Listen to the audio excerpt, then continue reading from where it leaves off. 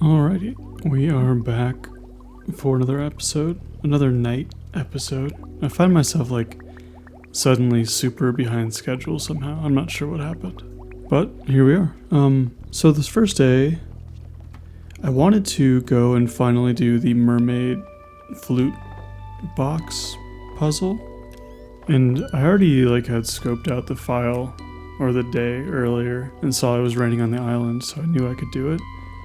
But the thing I didn't know is that you don't get the flute recipe until you have a 6-heart event with Robin. So I have to do it kind of the funky way. And so I went to the museum to pick up the flute block that you get just from however many artifacts donated. And I thought that was the trigger for unlocking the actual recipe. That way you can build all 5 you need for the actual puzzle. But yeah, I still didn't know yet, so I'm still getting all this stuff, heading up to Robin's and hoping to make get the plan in time. And yeah, so I have to do it kind of the funky way where you only have one flute block and you have to kind of set it down, change the settings, pick it up, set it down, change the settings, pick it up. And you'll see what I mean in a little bit here, but yeah, I didn't know that. I guess usually I have a lot of hearts with Robin since I see her so consistently. But since I've been focusing only on money and not on relationships, I just never got there, so you'll see an alternative way to do that puzzle. And I guess if you're not familiar, this puzzle is basically recreating a mermaid song and playing it towards her, and she gives you some golden walnuts. And I always do that. I always go the wrong way. So yeah, here's the puzzle. And I think it's easier to do with mouse and keyboard, so I switched and did it with that. But basically all you do is you set the block down, you change it to however many clicks it tells you on the rocks there. So that first one is 2 clicks. The second one is 11. And after you switch it, you walk by it, pickaxe it up, and set it back down in front of the next spot. And then you change the notes again and walk by it. And if you accidentally walk by it early, or before you change it, you have to start all over again. So it could be kind of annoying if you don't do it right. But luckily I was able to do it, so I don't have to do this again. This is the only thing I ever use a flute block for. I've seen some pretty cool making random video game music with the flute blocks, but I don't think I have the patience to try and do that. So yeah, took care of that. I messed up hoeing the dirt 3 times right there, but whatever. And then I just figured since I was here, I might as well just repair this last thing. I think that's the last item I needed to use golden walnuts for. And I'll do one last quick run through the volcano dungeon to try and get some dragon's teeth so I can make totems. Because I've been having to take the boat here every day. And it's kind of a lot of time, and it's 1,000 gold. And then really the rest of the day,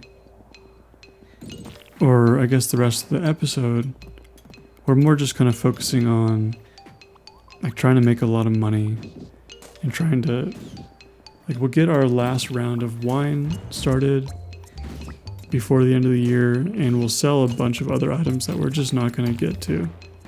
We're really just going to try and get as much money as we possibly can and not really worry about holding it over until next year, even though that's technically a better idea. So for example, I'll probably be selling silver quality starfruit also, and I'll probably sell all the rest of the pumpkins, and I'll start using starfruit for the preserves makers. And I'll also be smelting every single one of the iridium into bars, and then just selling the bars outright. And just kind of an effort to get the most money. I would like to get a golden clock on the farm. I think that's kind of a fun first year goal, is to get the golden clock.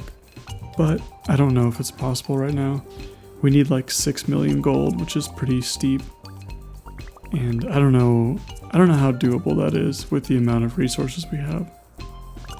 Oh, and we're also finally taking care of those warp totems that I was trying to get taken care of for the last 3 days. So we went and bought a bunch of those. Yeah, so we also had a pretty good luck day coming up, and we'll use that for, oh, I feel so bad. I accidentally like hit the cat with a hammer right there. I do that a lot when I'm trying to pet him, and I already pet him for the day. I accidentally hit him with a hammer, which is like the worst, most like opposite thing you can do. Anyway, I do that to like ducks and pigs too. But yeah, so today we had really good luck, and it's also Sunday, so we had staircases, and we just went for a heavy mines dive. It was a pretty good run overall. I went with the mouse and keyboard again, just to stare down, because you can stare down way faster on mouse and keyboard if you do the little weird pausing thing I'm doing. I'm not doing it very well, but if you pause and wait until like the screen fades back in, and then unpause, you waste less time while laddering. And it doesn't really matter for this kind of gameplay, but it does matter if you're doing like a 400 ladders or something. And so yeah, I don't know, we made it like pretty deep. Got a crystallarium, and we also got like 4 iridium bars, which is crazy. And yeah, I think something like, I don't know, maybe 600 iridium. 539 right now, so that's worth a good chunk of change. We might do another caverns run. I'd hate to use another one of our last days for the skull caverns, just because it's kind of like, once you've seen one skull caverns run, you've sort of seen them all, and there's only so many little variances, and especially like later on, because early on it's like really nice if you're in spring year 1 and you get an iridium sprinkler, it's like a huge deal. But now if I get an iridium sprinkler, I'll probably just sell it or throw it away even. So it's a little less interesting to watch. But either way, we still got pretty decent. We got pretty deep, over 300. I like that. So I am curious. I don't know, maybe on like spring year 1, I'll try to do like a really insane skull caverns like dive or something. I don't know yet. Like I said, I've been kind of behind on like actually playing Stardew and recording stuff, so I've been kind of trying to catch it up. But I've also taken on like a more intense learning project, which has been taking a lot of energy, and like garden stuff. Our garden has become like essentially just a garden for squirrels.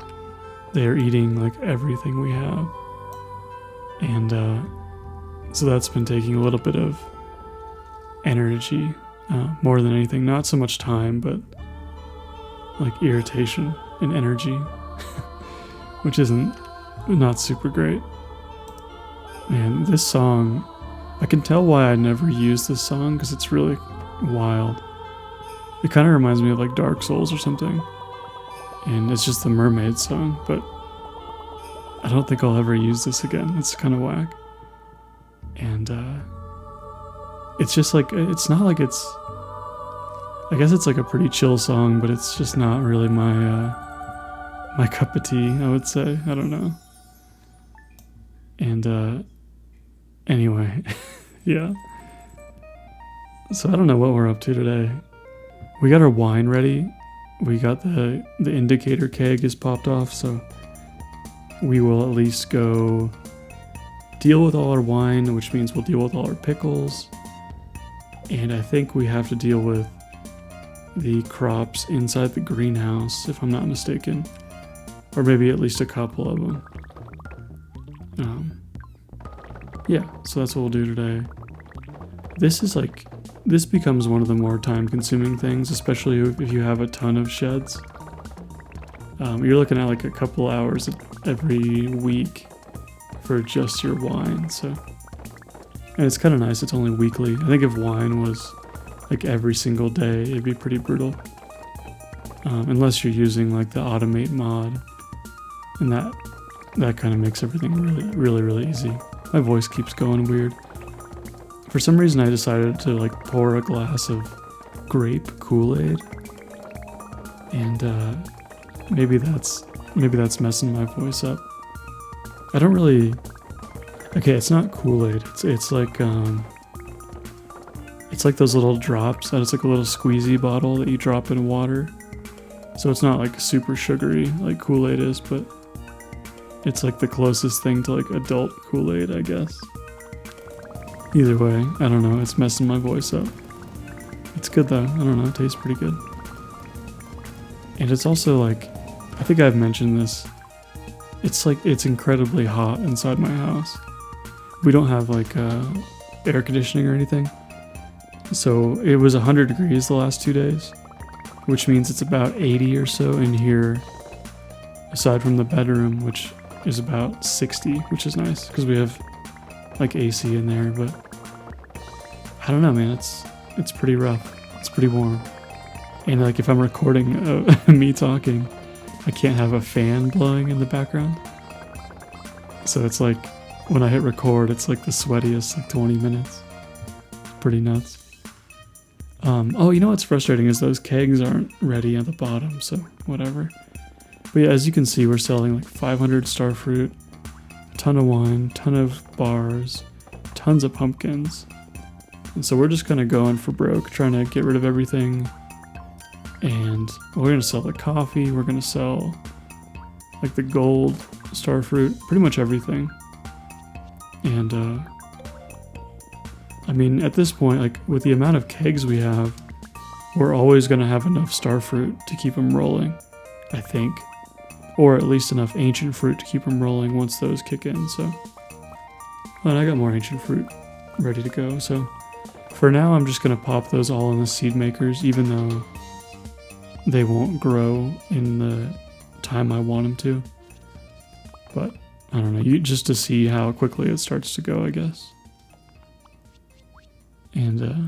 And yeah, I guess if you're starting to grow ancient fruit, it's a good idea to keep all your gold star ones, either for the hidden bundle or just to sell because they're worth a lot. But I don't think you can get, maybe you can, I don't know if you can get the hidden bundle in the wintertime, because I think it requires a lightning storm after you repair the community center. So if you get it in your first winter, it doesn't typically thunderstorm in the wintertime, so. Oh, and then we got Danger in the Deep. So that's the quest we've been looking for a lot of reasons. We've been looking for it for like the dangerous mines, which gives you the opportunity to get key gems from enemies. It gives you a chance to get the iridium needle or whatever that's called, like the best dagger in the game. And also the ability to farm, what is it called? Radioactive ore. So all those things we really want. And this was the last week we could get it, so it's kind of nice. And so we'll utilize that a lot. The next couple days, actually, we might spend a pretty good chunk of time in the dangerous mines. Oh, see, I hit my horse right there. Same exact thing. I wasn't quite close enough, and so I accidentally hit him with a hammer. It's like kind of crazy. And yeah, so we're gonna head to the mines now, even though our luck, I think we have like the worst luck, but we have enough buffs with our lucky rings that it shouldn't be too bad. It's just like dangerous mines are kind of slow going, and once you get to the grassy forest stages, like they actually get surprisingly hard, like especially with the ghosts that like burp on you or whatever, because then you can't eat any food or drink anything, and except for, I guess, technically ginger ale, which removes the debuff. But when the ghosts do that, they give you a debuff that makes so you can't eat or drink for like 2 minutes. And if you're low on health, that's pretty much it. You have to either leave for 2 minutes or just risk it. But yeah, it gets like really overwhelming with enemies on dangerous mines. I mean, these early ones aren't too bad, just because it's like just regular slimes and bugs, but later on it's rough. And I guess that'll be next episode at this point. Because I don't think we'll get very far. Yeah, level 21, which isn't bad, but especially for like a really bad luck day. But I didn't want to try and force it too much. I don't know what, I was trying to remember where my horse was. And I don't know what else I'm doing. I couldn't tell you. I'm getting the quest. I got prismatic jelly, which is actually the one you need for the, Monster Musk, I think. And so I guess it's a little late, but maybe I'll find a way to use it. I don't know. I think it's pretty easy to make Monster Musk. And if we're going in the deep mines, or in the dangerous mines, we should be able to find a prismatic slime relatively easily. So we'll probably get that done too. And then other than that, yeah, just processing some more of these. We want to really get the most money we can. And that's it. I don't know. I'm still going to keep the same schedule. I'm going out of town for a little bit, but I should be able to like record a couple things ahead of time so it still gets uploaded. But I don't know. I'm trying really hard to keep the consistent schedule. I feel like it's the worst thing in the world when people don't do that. So I'll do that. And yeah, I think we got maybe just 2 episodes left, maybe 3, probably 3. The third one being like a recap, what I should have done differently, could have done differently, and what went well kind of deal. And that'll be like, I guess, the wrap up, and we'll see how it goes. And then we'll be starting that new series. So we made like a pretty fat stack from that. We got almost 3 million, which isn't bad. I mean, for just some wine and all our little excess materials. So pretty into that. Anyway, I'll see you all next time.